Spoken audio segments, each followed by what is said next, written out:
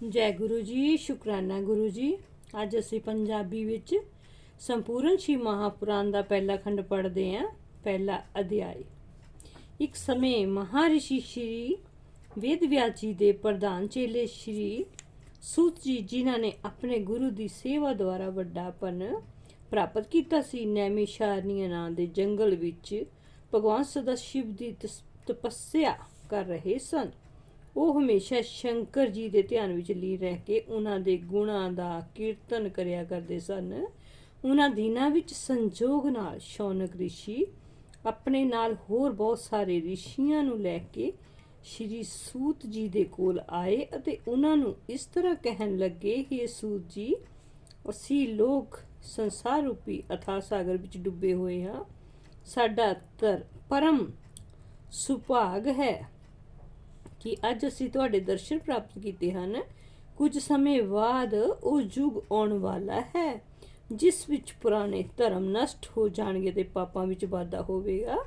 ਸਭ ਲੋਕ ਉਸ ਧਰਮ ਨੂੰ ਤਿਆਗ ਕੇ ਬੁਰੇ ਰਾਸਤੇ ਤੇ ਚੱਲਣ ਲੱਗਣਗੇ।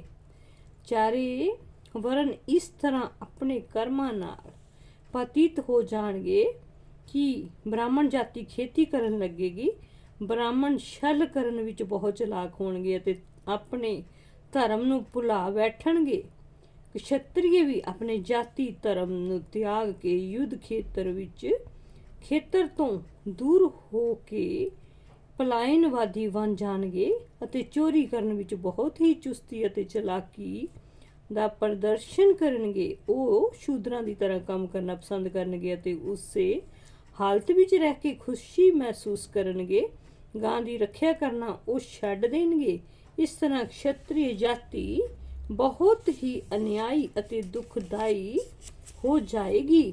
ਇਸ ਤਰ੍ਹਾਂ ਵੈਸ਼ ਵੀ ਆਪਣੇ ਉੱਚ ਧਰਮ ਦਾ ਤਿਆਗ ਕਰਕੇ ਪਾਪ ਕਰਮਾਂ ਦੁਆਰਾ ਧਨ ਇਕੱਠਾ ਕਰਨਗੇ ਤੇ ਉੱਤਮ ਮਾਰਗ ਨੂੰ ਠੁਕਰਾ ਦੇਣਗੇ। ਇਸ ਤਰ੍ਹਾਂ ਸ਼ੂਦਰ ਵੀ ਆਪਣੇ ਧਰਮ ਨੂੰ ਤਿਆਗ ਕੇ ਬ੍ਰਾਹਮਣਾਂ ਦਾ ਕੰਮ ਕਰਨ ਦੀ ਕੋਸ਼ਿਸ਼ ਕਰਨਗੇ। ਸ਼ੂਦਰਾਂ ਦੁਆਰਾ ਇਸ ਤਰ੍ਹਾਂ ਉਲਟੇ ਕੰਮ ਕੀਤੇ ਜਾਣ ਤੇ ਬ੍ਰਾਹਮਣਾਂ ਦਾ ਤੇਜ ਖਤਮ ਹੋ ਜਾਏਗਾ। ਅਜਿਹੀ ਦਿਸ਼ਾ ਵਿੱਚ ਸੰਪੂਰਨ ਮਨੁੱਖਾਂ ਦੀ ਉਮਰ ਵੀ ਘੱਟ ਰਹਿ ਜਾਏਗੀ। ਸੰਸਾਰ ਵਿੱਚ ਜਦ ਇਸ ਤਰ੍ਹਾਂ ਦਾ ਅਧਰਮ ਵੱਧ ਜਾਏਗਾ ਤਾਂ ਜਾਤੀ ਬੰਧਨ ਨਸ਼ਟ ਹੋ ਜਾਏਗਾ। ਉਸ ਸਮੇਂ ਭਿਖਾਰੀਆਂ ਦੁਆਰਾ ਭੀਖ ਮੰਗੇ ਜਾਣ ਤੇ ਵੀ ਉਹਨਾਂ ਨੂੰ ਕੋਈ ਕੁਝ ਦਾਨ ਨਹੀਂ ਦੇਵੇਗਾ। ਵਰਨ ਸ਼ੰਕਰ ਮਨੁੱਖ ਆਪਣੇ ਆਪ ਨੂੰ ਉੱਚ ਕੁਲੀਨ ਸਮਝ ਕੇ ਅਤੇ ਲੋਕਾਂ ਨੂੰ ਬੁਰੀ ਨਜ਼ਰ ਨਾਲ ਦੇਖਣਗੇ। ਇਸਤਰੀਆਂ ਵੀ ਦੁਸ਼ਟ ਪ੍ਰਕਿਰਤੀ ਵਾਲੀਆਂ ਬਣ ਕੇ ਆਪਣੇ ਪਤੀ ਦੀ ਸੇਵਾ ਤੋਂ ਬੇਮੁਖ ਹੋ ਜਾਣਗੀਆਂ। ਅਜਿਹੀ ਹਾਲਤ ਵਿੱਚ ਸੰਤਾਨ ਵੀ ਆਪਣੇ ਮਾਤਾ ਪਿਤਾ ਨਾਲ ਪਿਆਰ ਰੱਖਣਾ ਤਿਆਗ ਦੇਵੇਗੀ। ਮਨੁੱਖਾਂ ਵਿੱਚ ਸਬਰ, ਜਪ ਤਪ ਤੇ ਸ਼ੀਲ ਨਸ਼ਟ ਹੋ ਜਾਏਗਾ। ਅਜਿਹੀ ਹਾਲਤ ਵਿੱਚ ਰੋਜ਼ ਸੱਚ ਅਤੇ ਸ਼ੌਚ ਦੀ ਕਮੀ ਹੁੰਦੀ ਜਾਏਗੀ। ਹੇ ਸੂਤ ਜੀ, ਅਜਿਹਾ ਘੋਰ ਕਲੀ ਕਾਲ ਵਿੱਚ ਲੋਕ ਤਪਸਵੀਆਂ ਨੂੰ ਸਿਰਫ ਇਸ ਲਈ ਮਾਣ ਦੇਣਗੇ ਕਿ ਉਹ ਉਹਨਾਂ ਦੇ ਪੁੱਤਰਾਂ ਦੀ ਪੈਦਾ ਹੋਣ ਦੀ ਇੱਛਾ ਨੂੰ ਪੂਰੀ ਕਰਨ ਵਿੱਚ ਮਦਦ ਦੇਣਗੇ। ਇਸ ਯੁੱਗ ਵਿੱਚ ਸਿਰਫ ਵਾਲਾਂ ਨੂੰ ਸੰਭਾਲ ਲੈਣਾ ਹੀ ਸੁੰਦਰਤਾ ਦਾ ਲੱਛਣ ਹੋਵੇਗਾ ਅਤੇ ਆਪਣੇ ਪੇਟ ਨੂੰ ਭਰ ਲੈਣਾ ਹੀ ਸਭ ਤੋਂ ਉੱਚ ਕੰਮ ਸਮਝਿਆ ਜਾਏਗਾ। ਭਲਾ ਤੁਸੀਂ ਹੀ ਦੱਸੋ ਕਿ ਅਜਿਹੇ ਘੋਰ ਸਮੇਂ ਵਿੱਚ ਕਲਯੁਗ ਵਾਸੀ ਜੀਵ ਕਿਸ ਤਰ੍ਹਾਂ ਮੁਕਤੀ ਪ੍ਰਾਪਤ ਕਰ ਸਕਣਗੇ। ਉਹ ਆਪਣੇ ਪਾਪਾਂ ਅਤੇ ਬੁਰੇ ਕੰਮਾਂ ਨੂੰ ਭਸਮ ਕਰਕੇ ਸੱਚ ਦੀ ਰਾਹ ਨੂੰ ਅਪਣਾਉਣ ਵਿੱਚ ਕਿਸ ਤਰ੍ਹਾਂ ਸਮਰੱਥ ਹੋ ਸਕਣਗੇ। ਤੁਸੀਂ ਸਭ ਤਰ੍ਹਾਂ ਦੀਆਂ ਚਿੰਤਾਵਾਂ ਦੂਰ ਕਰਕੇ ਖੁਸ਼ੀ ਪ੍ਰਦਾਨ ਕਰਨ ਵਾਲੇ ਹੋ। ਅਸੀਂ ਲੋਕ ਇਸੇ ਚਿੰਤਾ ਵਿੱਚ ਡੁੱਬੇ ਹੋਏ ਸੀ ਕਿ ਤਦ ਤੱਕ ਸਾਨੂੰ ਤੁਹਾਡੇ ਦਰਸ਼ਨਾਂ ਦਾ ਸੁਭਾਗ ਪ੍ਰਾਪਤ ਹੋ ਗਿਆ। ਹੁਣ ਕਿਰਪਾ ਕਰਕੇ ਕੋਈ ਅਜਿਹਾ ਤਰੀਕਾ ਦੱਸੋ ਜਿਸ ਨਾਲ ਸਾਡੀ ਇਹ ਚਿੰਤਾ ਨਸ਼ਟ ਹੋ ਜਾਵੇ ਤੇ ਅਸੀਂ ਖੁਸ਼ੀ ਪ੍ਰਾਪਤ ਕਰ ਸਕੀਏ।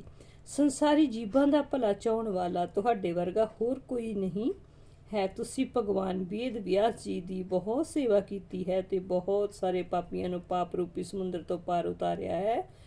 ਭਗਵਾਨ ਕ੍ਰਿਸ਼ਨ ਦੱਬੇ ਪਾਇਨ ਨੇ ਬਹੁਤ ਕਿਰਪਾ ਕਰਕੇ ਤੁਹਾਨੂੰ ਸੰਪੂਰਨ ਪੁਰਾਣ ਪੜ੍ਹਾਏ ਹਨ। ਇਸ ਲਈ ਤੁਸੀਂ ਸਾਡੇ ਤੇ ਵੀ ਜ਼ਰੂਰ ਕਿਰਪਾ ਕਰੋ।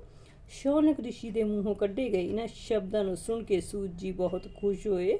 ਉਸ ਤੋਂ ਬਾਅਦ ਆਪਣੀਆਂ ਅੱਖਾਂ ਤੋਂ ਪਿਆਰ ਭਰੇ ਅਥਰੂਆਂ ਦੀ ਵਰਖਾ ਕਰਦੇ ਹੋਏ ਇਸ ਤਰ੍ਹਾਂ ਬੋਲੇ, ਹੇ ਸ਼ੌਨਕ ਜੀ, ਅਤੇ ਹੋਰ ਰਿਸ਼ੀ ਮਹਾਨ ਬਾਬੋ, ਤੁਸੀਂ ਲੋਕ ਪਰਮ ਗਿਆਨੀ ਤੇ ਸੰਪੂਰਨ ਸੰਸਾਰ ਦਾ ਭਲਾ ਚਾਹੁਣ ਵਾਲੇ ਹੋ। ਅਸੀਂ ਸੰਸਾਰੀ ਲੋਕਾਂ ਦੀ ਇਹ ਬੁੱਧੀ ਨਸ਼ਟ ਹੋ ਗਈ ਹੈ ਜਿਸ ਵਿੱਚ ਸਭ ਦੀ ਭਲਾਈ ਦਾ ਧਿਆਨ ਰਹਿੰਦਾ ਹੈ, ਪਰ ਤੁਸੀਂ ਸਭ ਲੋਕ ਉਸ ਦੇ ਅਪਵਾਦ ਸਰੂਪ ਹੋ, ਕਿਉਂਕਿ ਤੁਸੀਂ ਹੋਰ ਲੋਕਾਂ ਦੇ ਉਪਕਾਰ ਲਈ ਹੀ ਮੇਰੇ ਤੋਂ ਇਹ ਪ੍ਰਸ਼ਨ ਕੀਤਾ ਹੈ। ਇਸ ਲਈ ਹੁਣ ਮੈਂ ਤੁਹਾਡੀ ਇਸ ਪ੍ਰੀਤੀ ਦੇ ਅਧੀਨ ਹੋ ਕੇ ਭਗਵਾਨ ਸਦਾ ਸ਼ਿਵ ਦੀ ਉਸ ਵਡਿਆਈ ਦਾ ਵਰਣਨ ਕਰਾਂਗਾ ਜਿਸ ਨੂੰ ਸੁਣ ਕੇ ਕਲੀ ਕਾਲ ਦੇ ਦੁੱਖ ਨਸ਼ਟ ਹੋ ਜਾਂਦੇ ਹਨ ਅਤੇ ਅਗਿਆਨੀ ਜੀਵਾਂ ਨੂੰ ਵੀ ਮੁਕਤੀ ਪ੍ਰਾਪਤ ਹੁੰਦੀ ਹੈ। ਇਹੀ ਕਾਰਨ ਹੈ ਕਿ ਜੋ ਲੋਕ ਬੁੱਧੀਮਾਨ ਹੁੰਦੇ ਹਨ ਉਹ ਭਗਵਾਨ ਸਦਾ ਸ਼ਿਵ ਦੀ ਤਪੱਸਿਆ ਦੁਆਰਾ ਸੰਪੂਰਨ ਪਦਾਰਥਾਂ ਨੂੰ ਆਸਾਨੀ ਨਾਲ ਪ੍ਰਾਪਤ ਕਰ ਲੈਂਦੇ ਹਨ। ਸ਼ਿਵ ਲੋਕ ਵਿੱਚ ਕਿਸੇ ਵੀ ਤਰ੍ਹਾਂ ਦਾ ਸ਼ੋਕ ਅਤੇ ਦੁੱਖ ਕਦੀ ਵੀ ਨਹੀਂ ਵਾਪਰਨਾ। ਜੋ ਲੋਕ ਸ਼ਿਵ ਜੀ ਦਾ ਨਾਂ ਜਪਦੇ ਹਨ ਉਹ ਬਹੁਤ ਸੰਤਾਨ ਪ੍ਰਾਪਤ ਕਰਦੇ ਹਨ। ਇਸ ਲਈ हे ਰਿਸ਼ੀਓ, ਠੀਕ ਇਹੀ ਹੈ ਕਿ ਇਸ ਸੰਸਾਰ ਨੂੰ ਦੁੱਖ ਰੂਪ ਸਮਝ ਕੇ ਸ਼ਿਵ ਜੀ ਦੇ ਚਰਨਾਂ ਵਿੱਚ ਹੀ ਪ੍ਰੀਤੀ ਲਗਾਈ ਜਾਵੇ। हे ਸ਼ੌਨਕ, ਸ਼ਿਵ ਜੀ ਦੀ ਭਗਤੀ ਕਰਨ ਵਿੱਚ ਵੇਦ ਵੀ ਅਸਮਰੱਥ ਹਨ। ਇਸ ਲਈ ਸ਼ਿਵ ਜੀ ਦਾ ਇੱਕ ਪਲ ਲਈ ਵੀ ਧਿਆਨ ਕਰਨਾ ਨਹੀਂ ਭੁੱਲਣਾ ਚਾਹੀਦਾ। ਸੂਤ ਜੀ ਦੇ ਮੂੰਹੋਂ ਇਹ ਵਚਨ ਸੁਣ ਕੇ ਸ਼ੌਨਕ ਰਿਸ਼ੀ ਆਪਣੇ ਦੋਵੇਂ ਹੱਥ ਜੋੜ ਕੇ ਉਹਨਾਂ ਦੇ ਸਾਹਮਣੇ ਬੈਠ ਗਏ। ਉਸ ਤੋਂ ਬਾਅਦ ਸਭ ਰਿਸ਼ੀਆਂ ਨੇ ਆਪਸੀ ਵਿਚਾਰ ਚਰਚਾ ਕਰਕੇ ਸੂਤ ਜੀ ਨੂੰ ਇਹ ਕਿਹਾ, ਇਹ ਸੂਤ ਜੀ, ਸ਼ਿਵ ਜੀ ਤਾਂ ਨਿਰਗੁਣ ਕਹਾਉਂਦੇ ਹਨ। ਉਹਨਾਂ ਨੇ ਚੰਗਾ ਗੁਣੀ ਰੂਪ ਕਿਸ ਤਰ੍ਹਾਂ ਧਾਰਨ ਕੀਤਾ, ਉਹਨਾਂ ਨੇ ਸੰਸਾਰ ਨੂੰ ਕਿਸ ਤਰ੍ਹਾਂ ਪੈਦਾ ਕੀਤਾ ਤੇ ਆਪ ਕਿਸ ਤਰ੍ਹਾਂ ਪੈਦਾ ਹੋਏ। ਇਹ ਪਰਲੇ ਕਾਲ ਵਿੱਚ ਸੰਸਾਰ ਨੂੰ ਨਸ਼ਟ ਕਰਕੇ ਆਪ ਕਿਸ ਤਰ੍ਹਾਂ ਸਥਿਤ ਰਹਿੰਦੇ ਹਨ। ਉਹ ਕਿਸ ਕੰਮ ਤੋਂ ਖੁਸ਼ ਹੁੰਦੇ ਹਨ ਤੇ ਖੁਸ਼ ਹੋ ਕੇ ਵਰਦਾਨ ਦਿੰਦੇ ਹਨ। ਇਹ ਸੂਤ ਜੀ, ਇਹ ਸਭ ਕਿੱਸਾ ਅਤੇ ਇਸ ਦੇ ਇਲਾਵਾ ਵੀ ਭਗਵਾਨ ਸਦਾ ਸ਼ਿਵ ਦੇ ਸੰਬੰਧ ਵਿੱਚ ਅਤੇ ਜੋ ਕੁਝ ਵੀ ਜਾਣਨ ਯੋਗ ਹੋਵੇ ਤੁਸੀਂ ਉਸ ਨੂੰ ਸਾਨੂੰ ਦੱਸੋ, ਕਿਉਂਕਿ ਤੁਸੀਂ ਸ਼੍ਰੀ ਵੇਦ ਵਿਆਸ ਜੀ ਦੀ ਕਿਰਪਾ ਨਾਲ ਭੂਤ, ਭਵਿੱਖ ਅਤੇ ਵਰਤਮਾਨ ਇਹਨਾਂ ਤਿੰਨਾਂ ਕਾਲਾਂ ਦੀ ਗਤੀ ਨੂੰ ਜਾਣਨ ਯੋਗ ਹੋ। ਤਾਂ ਹੀ ਤੇ ਵਿਆਸ ਜੀ ਨੇ ਕਿਰਪਾ ਕਰਕੇ ਆਪਣੇ ਸ਼੍ਰੀ ਮੁਖ ਨਾਲ ਤੁਹਾਨੂੰ ਇਸ ਬ੍ਰਹਮੰਡ ਦਾ ਪੂਰਨ ਰਾਜ ਸਮਝਾ ਦਿੱਤਾ ਹੈ। ਇਹ ਗੱਲ ਪੱਕੀ ਹੈ ਕਿ ਜਦ ਤੱਕ ਉੱਚ ਬ੍ਰਹਮ ਗਿਆਨੀ ਨਾਲ ਭੇਟ ਨਹੀਂ ਹੁੰਦੀ ਤਦ ਤੱਕ ਸ਼ੋਕ ਅਤੇ ਮੋਹ ਨਸ਼ਟ ਨਹੀਂ ਹੁੰਦਾ। ਅਸੀਂ ਤਾਂ ਉਸੇ ਨੂੰ ਵੱਡਾ ਕਿਸਮਤ ਵਾਲਾ ਮੰਨਦੇ ਹਾਂ ਜੋ ਸ਼ਿਵ ਜੀ ਦੇ ਕਥਾ ਕੀਰਤਨ ਨਾਲ ਆਪਣਾ ਸੰਬੰਧ ਹਮੇਸ਼ਾ ਬਣਾਈ ਰੱਖਦਾ ਹੈ। ਇਸ ਨਾਲ ਪਹਿਲਾ ਅਧਿਆਇ ਖਤਮ ਹੁੰਦਾ ਹੈ। ਜੈ ਗੁਰੂ ਜੀ, ਸ਼ੁਕਰਾਨਾ ਗੁਰੂ ਜੀ। ਨਵੇਂ ਸਾਲ ਦੀਆਂ ਸਾਰੇ ਗੁਰੂ ਪਰਿਵਾਰ ਨੂੰ ਲੱਖ ਲੱਖ ਵਧਾਈ ਹੋਵੇ ਜੀ।